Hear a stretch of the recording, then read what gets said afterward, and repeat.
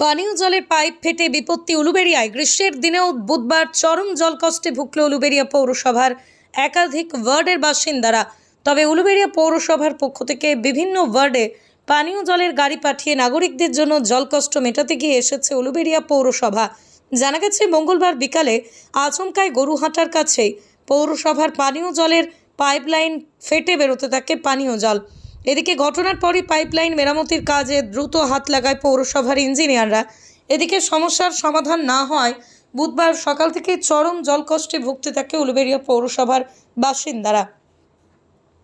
এদিকে ফেটে যাওয়া পাইপলাইনের কাজ মেরামতির জন্য বুধবার সকালে ঘটনাস্থল পরিদর্শন করেন উলুবেড়িয়া পৌরসভার চেয়ারম্যান অভয় দাস সহ অন্যান্যরা।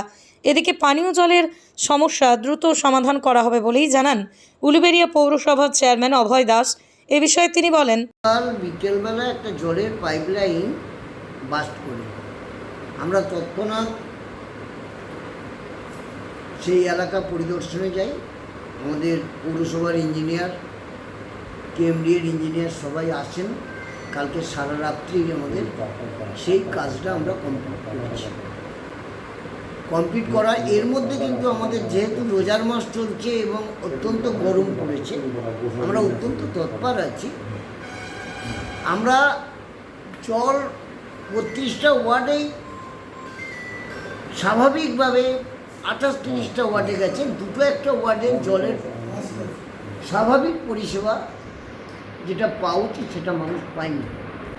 যে জায়গায় এটা আমরা সম্মুখীন হয়েছি, সেখানে আমরা উলুবেড়িয়া পৌরসভার যে জলের ট্রাঙ্ক আছে, সেই জলের ট্রাঙ্ক পাঠিয়ে আমরা সেই পরিষেবাগুলো দেওয়ার চেষ্টা করছি। আমরা আসার আগে আজকে সন্ধ্যার মধ্যে জল পরিষেবা একদম সম্পূর্ণরূপে স্বাভাবিক হবে।